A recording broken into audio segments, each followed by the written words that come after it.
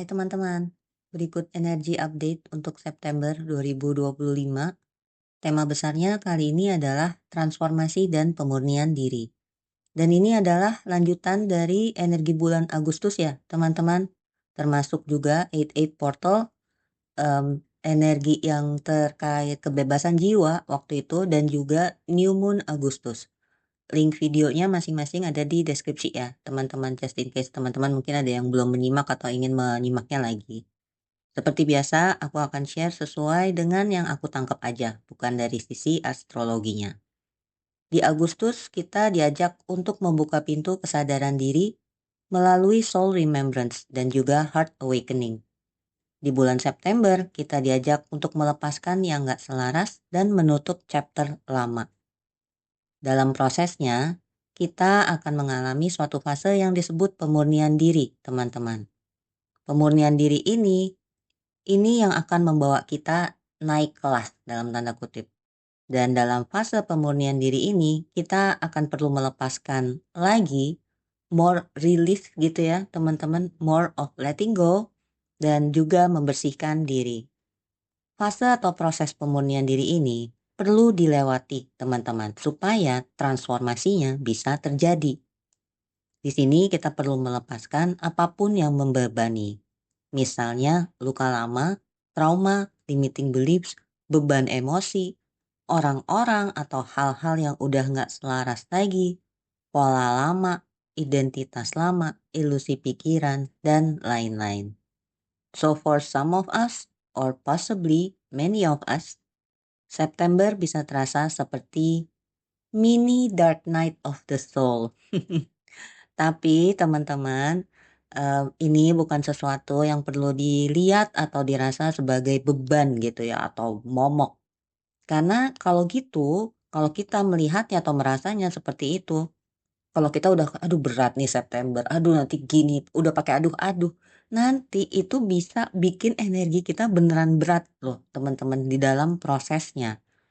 Jadi ini juga akan energi kita dalam menyikapinya akan mempengaruhi energi kita dalam menjalani prosesnya gitu teman-teman. Dan toh ini kan nggak selamanya ya, hanya suatu fase yang akan berlalu gitu. Nggak ada yang abadi teman-teman, semuanya akan berlalu, semuanya sementara. Jadi nanti bisa jadi banyak hal yang bermunculan ke permukaan. Dan yang bermunculan itulah yang perlu diproses dan dilepaskan atau ditransmutasikan teman-teman. Kalau di Agustus kita masih menggenggam hal-hal dan atau bahkan orang atau relasi yang udah gak selaras, di September kita bisa ngerasa semakin berat untuk menggenggamnya atau mempertahankannya teman-teman. Karena semesta ini memang mendorong kita untuk melepaskannya teman-teman.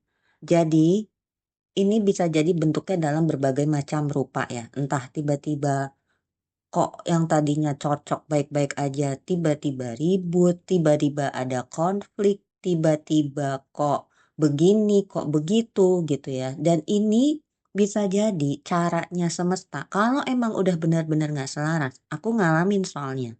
Semesta yang campur tangan ibaratnya gitu. Kita kayak ditunjukin sisi lain dari orang itu yang ternyata kok gini ya ke aku gitu misalnya. Atau ya banyaklah caranya. Jadi dan juga cara semesta itu bisa juga bukan kita yang melepaskan tapi kita yang dilepaskan. Jadi apapun itu percayalah semuanya adalah bentuk penyelarasan teman-teman. Bukan sesuatu yang perlu diratapi, disesali. Ya mungkin kalau orang-orang terdekat ada rasa kehilangan. Aku tidak bermaksud disrespectful terhadap rasa kehilangannya itu sendiri. Tapi knowing bahwa itu memang perlu terjadi. Mudah-mudahan dari situ juga kita punya kesadaran gitu ya untuk nggak berlarut-larut dengan kehilangannya, kesedihannya, pertanyaan-pertanyaan yang nggak terjawab dan lain-lain sehingga akhirnya kita bisa melanjutkan proses kita masing-masing. Nah, semakin kita melepaskan teman-teman, kita tuh jadi semakin bisa untuk mengingat kembali jiwa kita secara lebih mendalam. Jadi Soul Remembrance di Agustus itu akan berlanjut ya teman-teman di September ini. Dan di saat ini terjadi, kita akan bisa merasakan dorongan untuk hidup lebih selaras dengan jiwa kita, teman-teman. Jadi di saat kita udah, kok kayaknya jiwaku bunyinya ini ya, itu teman-teman akan makin bisa ngerasain gitu dorongannya untuk ke situ, sehingga akhirnya bisa dibilang yang menghalangi untuk ke arah situ, teman-teman punya kesadaran untuk disingkirin nih satu persatu, dilepasin misalnya atau apalah gitu ya, dan lain sebagainya. Intinya akan ada dorongan to do something untuk ke arah yang memang udah bunyi dari jiwamu itu. Dan di saat ini terjadi dan kita menjalani prosesnya itu teman-teman, inilah yang disebut menuju ke kebebasan jiwa. Di September nanti tanggal 7 ada full moon. Nah, ini adalah waktu yang baik untuk melepaskan, teman-teman. Ya, tentunya melepaskan bisa dilakukan kapan aja gitu ya. But energetically during full moon biasanya the energy to release, to let go is heightened gitu. Jadi nanti bisa aja menjelang full moon or after a few days after, ya including during the full moon itself gitu, bisa terjadi purging. Dan sepertinya aku nangkepnya ya, yang bisa banyak terjadi adalah emotional release. Lebih lengkapnya terkait full moon nanti dengan Mas Aga Salim ya, teman-temannya, karena nanti sesi reikinya akan dengan Mas Aga. Nah, menariknya adalah full moon itu bertepatan dengan eclipse teman-teman. Eclipse pertama di bulan September. Di bulan September ada 2 eclipse. Energi update terkait 2 eclipse di September ini nanti akan disampaikan oleh Mbak Putri Surya ya teman-teman. Di tanggal 28 Agustus possibly the day I upload this video jam 8 malam di Zoom dan juga tayang di live stream di YouTube for public gitu. Jadi sesinya free for public dan nggak perlu mendaftar, teman-teman bisa join aja melalui link Zoom yang udah aku share di grup announcements-nya LTA atau Instagram-nya LTA. Proses pemurnian diri ini teman-teman, ini bisa aja menyentuh banyak atau ya berbagai macam hal gitulah ya, atau berbagai macam aspek di dalam kehidupan kita. Bahkan bisa sejauh luka atau issues terkait leluhur, inner child issues, luka relasi, atau hal-hal lain yang biasa kita lakukan dalam proses yang biasa disebut shadow work, inner work gitu ya. Jadi mungkin kita perlu menghadapi our shadow side gitu. Dan apa sih sebenarnya shadows ini nih lagi mau nunjukin apa dan lain sebagainya. Kalau ada hal-hal yang terasa sulit untuk dilepaskan teman-teman, sebisa mungkin kalau aku sih coba dicari tahu kenapanya ya. Ada rasa takut apa yang masih kuat? Atau masih melekat dengan ilusi apa sih? Karena dengan mengetahui apa yang menghambat teman-teman, kita jadi bisa tahu perlu mulai prosesnya nih dari mana. Seperti yang aku mention di video Merdeka dan Berdaulat, kita perlu menyadari dulu hambatan-hambatannya sebelum melepaskannya. Lebih lengkapnya bisa disimak di video itu ya teman-teman ya. Jadi aku nggak akan share lagi di sini supaya di sini juga nggak ngulang dan nggak terlalu panjang. Setelah full moon ada 99 portal.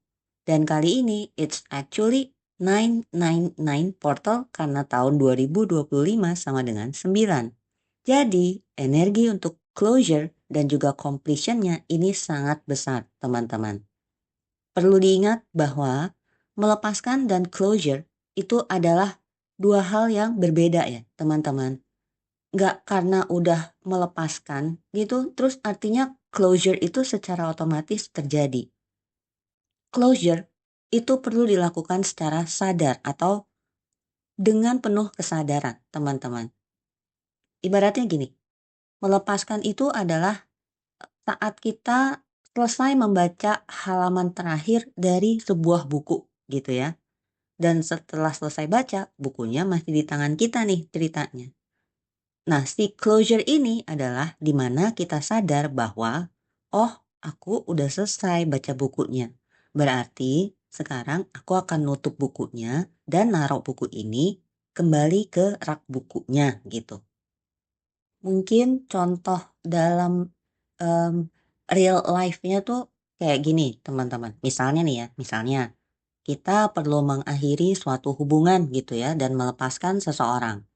Tapi setelah kita melepaskan hubungan dan orang ini, energi kita tuh ternyata masih nyangkut gitu. Misalnya mungkin karena ada pertanyaan-pertanyaan yang nggak terjawab gitu ya. Ada sesuatu yang kayak belum jelas, belum clear dan lain-lain. Jadi kayak masih stuck gitu energinya teman-teman. Ya simpelnya kayak belum bisa move on lah ya. Nah, closure ini terjadi di saat kita udah nggak lagi mempertanyakan apapun teman-teman. Nggak mencari jawaban atau kepastian apapun. Di sini closure bisa terjadi saat udah ada penerimaan yang utuh dan bisa berdamai dengan semuanya. Nah, kalau dikaitkan dengan perumpamaan buku tadi ya, teman-teman. Saat kita udah naruh buku itu di raknya lagi dengan sadar, artinya kita udah menerima seluruh cerita di dalam buku tersebut. Kita nggak berusaha mengubah ceritanya, kita nggak ngarepin endingnya itu jadi berbeda, dan lain-lain. Dan selanjutnya, kita akan mantap untuk membuka buku yang berikutnya. Sederhananya, a real closure itu baru bisa terjadi kalau ada yang namanya radical acceptance, teman-teman. Proses pemurnian diri yang terjadi nanti ini bisa aja memunculkan kejadian-kejadian terkait kesalahan atau kekeliruan kita di masa lalu. Jadi kalau bicara luka, bisa aja yang muncul tuh bukan hanya luka yang ya katakanlah disebabkan oleh orang lain gitu ya. Tapi bisa juga yang muncul adalah luka yang kita sebabkan ke orang lain gitu. Atau ke diri sendiri, itu juga bisa. Nah kalau ini terjadi teman-teman, ini kan bisa juga muncul rasa bersalah gitu ya. Dan juga penyesalan. Dan di sini mungkin aja kita tuh perlu meminta maaf atau pengampunan baik ke diri sendiri, ke orang lain, dan bahkan juga termasuk ke Tuhan, teman-teman. Di program Hoponopono, selama 4 minggu kita akan menyelami satu frase atau satu kalimat pendek itu di tiap minggunya. Di Hoponopono ini kita tuh nggak langsung minta maaf atau pengampunan begitu aja. Prosesnya actually dimulai dengan mengambil tanggung jawab atas kekurangan, kelalaian, atau kesalahan kita di masa lalu. Kita mengakui bahwa di setiap kejadian ada peran kita dan kita mengambil tanggung jawab atas itu. Arahnya begitu, teman-teman. Jadi, frase pertama, I'm sorry, itu adalah fase kita mengakui dan mengambil full responsibility itu tadi. Frase kedua, please forgive me, adalah fase di mana kita meminta maaf atau pengampunan. Dan atau juga termasuk memaafkan, mengampuni orang lain. Di, fa- di frase ketiga atau di minggu ketiga dalam program Hoponopono itu, kita masuk ke thank you, di mana kita berterima kasih atas pelajaran dan pengalaman yang terjadi. Dan di frase terakhir atau yang keempat, yaitu I love you, artinya kita mengekspresikan penghargaan tertinggi atas apapun yang terjadi. Dan di tiap frase teman-teman, ini akan kita tujukan ke diri kita sendiri, ke orang lain, dan Tuhan. Jadi ini sifatnya luas dan universal ya teman-teman. Program Hoponopono ini bisa membantu dan mendukung proses atau energi pemurnian diri di September teman-teman. Karena energinya memang selaras dan besar ke arah sana.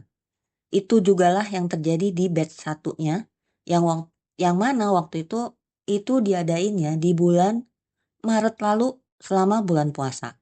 Yang mana energi kolektifnya itu sangat kuat ke refleksi diri dan pemurnian diri. Program Hoponopono ini terbuka bagi teman-teman yang sudah menyelesaikan program 60 hari atau yang dulu disebut 21 dan 39 hari. Alasannya kenapa dan penjelasan lebih lengkapnya bisa disimak di video khusus terkait program Hoponopono ya teman-teman. Linknya ada di deskripsi. Batch keduanya nanti akan dimulai di 1 September. Bagi teman-teman yang ingin join Ho'oponopono tapi belum menyelesaikan program 60 hari, silakan join program 60 hari itu ya teman-teman. The Path to Self-Discovery, A 60-Day Journey to Self-Awareness, batch keempat yang juga akan dimulai di 1 September. Dan nanti setelah itu bisa join Ho'oponopono batch 3 di bulan Maret. So far aku dapatnya Maret 2026. Kalau ada perubahan pastinya akan aku update.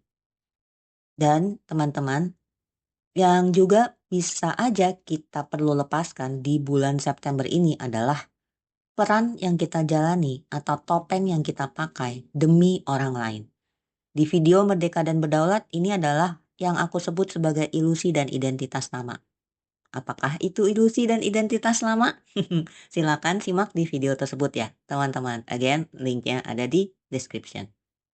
Melepaskan ini juga termasuk decluttering ya, teman-teman. Jadi, ini kalau nggak salah aku mention di Energy Update New Moon Agustus kayaknya. Jadi bisa disimak di sana dan ini masih berlanjut sampai di September. Dan berlanjutnya ini bisa bahkan meluas gitu ya sampai ke yang namanya yang bunyi yang aku tangkap adalah spiritual decluttering. Yang mana sepertinya ini termasuk melepaskan segala bentuk-bentuk spiritual yang dipegang erat selama ini sampai lupa bahwa bentuk bukanlah yang esensi dari perjalanan spiritual. Dan tentunya bentuk bukanlah esensi diri kita. Secara garis besarnya mungkin aku bisa bilang September ini seperti major spiritual detox gitu teman-teman. Ini sesuatu yang memang perlu terjadi untuk kita bisa semakin selaras dengan semesta dan juga misi jiwa yang lebih besar atau lebih luas. Dan tentunya sebagai jalan atau jembatan ke perluasan dan kedalaman kesadaran kita, teman-teman. Terkait misi jiwa, di bulan Agustus aku kayaknya mention beberapa kali.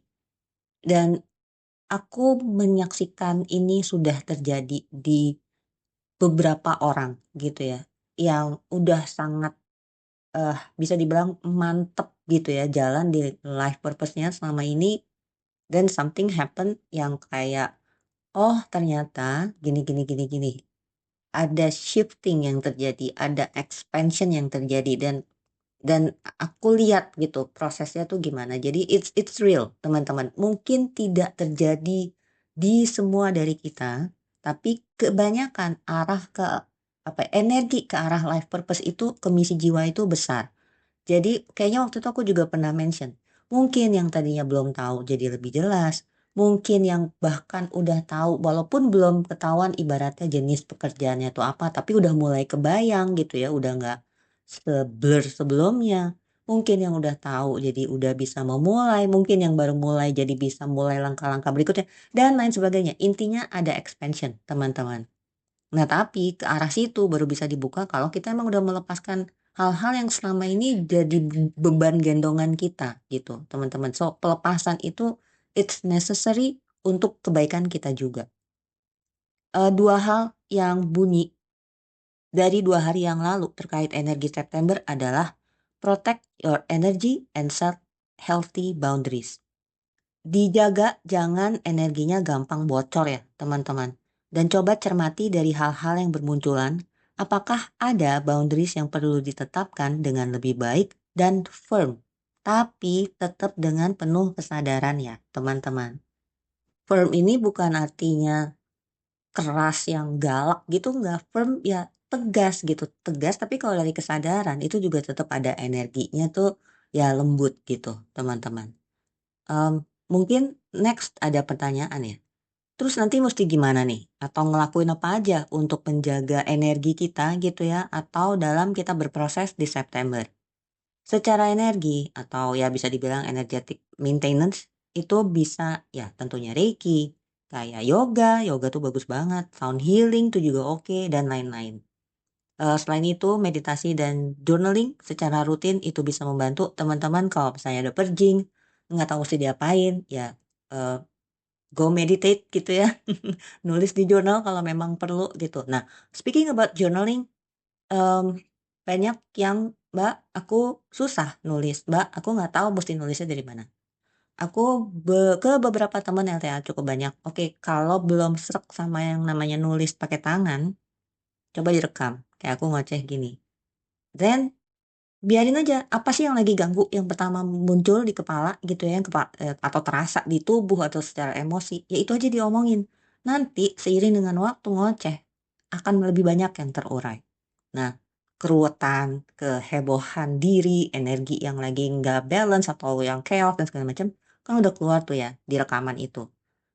What you can do is, coba diem dulu, tinggalin dulu rekamannya, and then you can go back dan didengerin lagi. Gue ngomong apa sih tadi? Coba dicermati, cermati yang bukan dengan kayak gimana gitu ya teman-teman, tapi coba didengerin.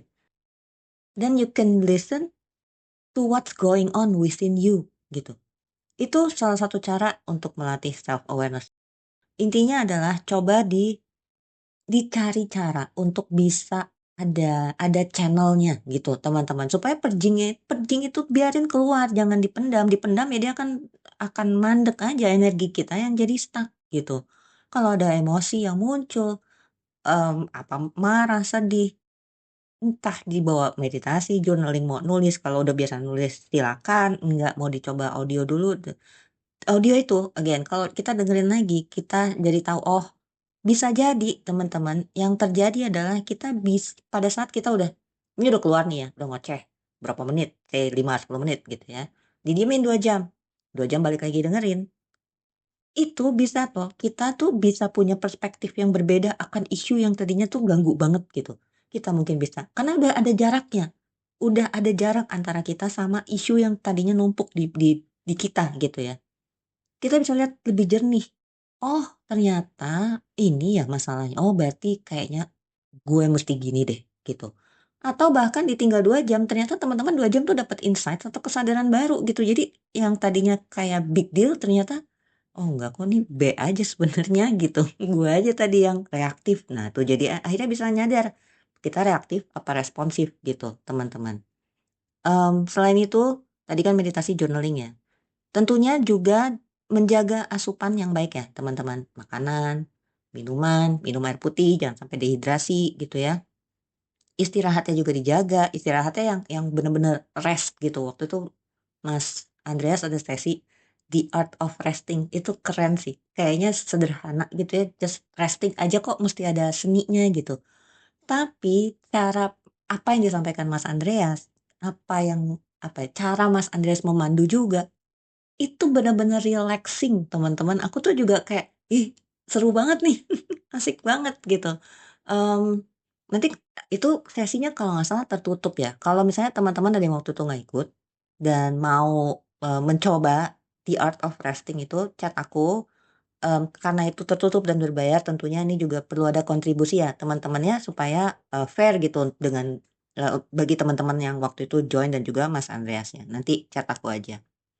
Mmm Terus juga selain itu, selain istirahat, menjalani hidup dengan lebih mindful dan juga bisa melakukan, ini, spend time in nature, teman-teman. Selanjutnya, oh ini dia, aku rasa teman-teman, kunci ya, supaya kita tuh kunci utama, supaya kita bisa move through the energy of September yang bisa aja turbulence gitu ya, atau kayak roller coaster. Dan juga untuk kita bisa sadar dalam melepaskan dan juga, eee, ada closure gitu ya, itu adalah dengan berlatih, memperbaiki dan meningkatkan self awareness teman-teman. Kita perlu bisa menyadari dengan baik pikiran, emosi, perasaan, sensasi tubuh kita. Tubuh kita tuh udah bunyi duluan, yang paling duluan bunyi itu biasanya tubuh. Tapi kita kadang-kadang entah abai, entah nggak ngeh, entah karena nggak biasa menyadari diri kita sendiri gitu ya. Selain itu juga kita perlu bisa menyadari kebutuhan kita apa. Nih aku kalau lagi ngerasa ini, aku butuhnya apa sih? Kalau nggak tahu ya berarti emang kurang kenal sama dirinya, self awareness-nya memang perlu diperbaiki gitu teman-teman. Dan juga perlu bisa menyadari keinginan kita dan lain sebagainya teman-teman dengan baik gitu ya. Lebih jauhnya untukku pribadi, Tentang self awareness ini nggak hanya menyadari itu aja teman-teman, tapi ini juga terkait kemampuan kita untuk berjarak dengan apa yang disadari itu, kayak tadi ya waktu audio journaling. Karena dengan adanya jarak, kita tuh justru bisa lebih menyadarinya dengan lebih jernih, teman-teman. Ibarat ngeliat itu malah lebih jelas. Kalau terlalu dekat jaraknya, itu bisa kayak malah jadi blur gitu. Dengan berjarak kita bisa menyadarinya dengan lebih jernih, lebih jelas dan lebih utuh. Karena teman-teman kalau kita nggak bisa menjaga jarak, nggak bisa berjarak dengan apa yang kita sadari, kita malah bisa jadi rawan kegulung di hal-hal yang kita sadari itu. Muncul satu pikiran, kita nggak bisa berjarak, kegulung ke mana-mana, akhirnya berkembang biak. Nanti ada emosi, kegulung kemana-mana, akhirnya nggak selesai-selesai, muter di situ-situ aja. Nah, em, teman-teman bisa berlatih self awareness dan berlatih juga untuk menjaga jarak tadi di program meditasi 60 hari yang aku mention tadi ya, teman-teman. Mmm, di sini nih kita tuh sama-sama berlatih melalui meditasi yang dilakukan setiap hari. Totalnya teman-teman, meditasinya tuh nggak itu-itu aja. Waktu itu berapa hari yang lalu ada yang nanya, "Mbak, meditasinya itu-itu aja?" Enggak, total tuh ada 30-an. Seminggu tuh kalau nggak salah ya, at least tuh 2 sampai 3 jenis meditasi dan temanya ini progresif di tiap minggunya, teman-teman. Waktu itu aku udah share breakdown-nya, strukturnya dari program 60 hari di, grup announcements. Kalau teman-teman yang denger ini nggak tergabung di grup LTA bisa chat aku nanti aku, share atau, itu ada di video. Penjelasan tentang meditasinya ini, teman-teman, nanti ada di description ya.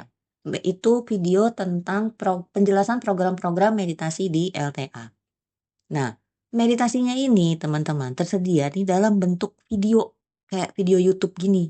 Jadi secara waktu ini sangat fleksibel.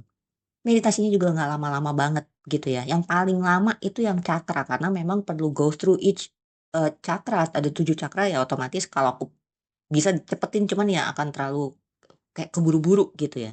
Tapi rata-rata seingat aku tuh 8 sampai 10 menit dan kalau nggak salah ya ini karena aku ngurusin meditasi banyak banget aku agak lupa. Kalau yang di program Inner Child itu bahkan paling lama kayaknya 5 menitan. Tapi kalau yang di 60 hari kayaknya semakin ke sana, semakin mendekati minggu-minggu akhir itu sepertinya lebih pendek sepertinya ya teman-teman. Jadi secara waktu pertama sangat fleksibel dan nggak memakan waktu banyak. Pernah ada yang bilang gini sama aku, dia memang kerjanya 9 to 5 yang sibuk lah gitu ya. Tiba-tiba dia ikut, tiba-tiba dia chat aku, "Mbak, aku baru baru nyadar loh, ternyata 10 menit buat diriku sendiri aja tuh cukup ya," gitu.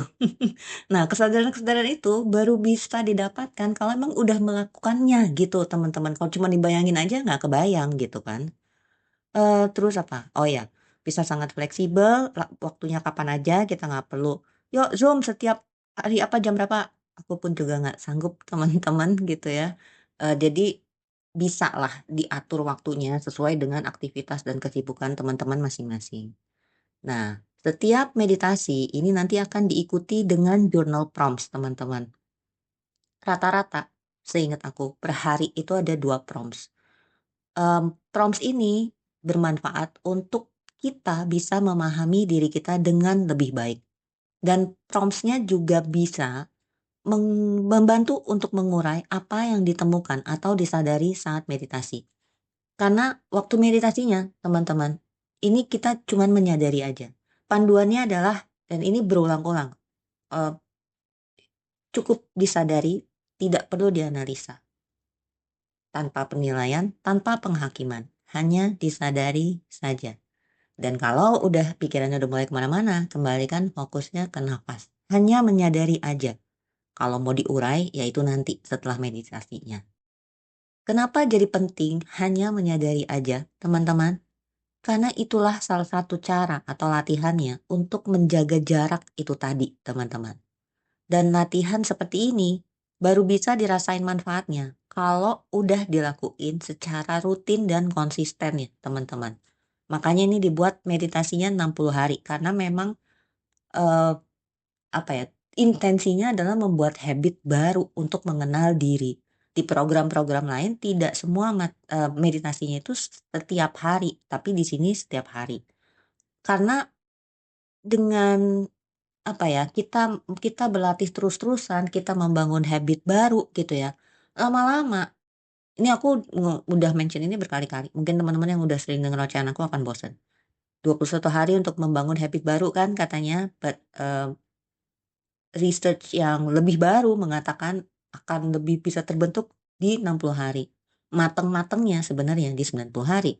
Jadi kalau misalnya memang dilakukan sepanjang itu setelah program selesai, teman-teman lakuin terus-terusan, itu akhirnya akan menjadi laku teman-teman di dalam kita menjalani kehidupan sehari-hari.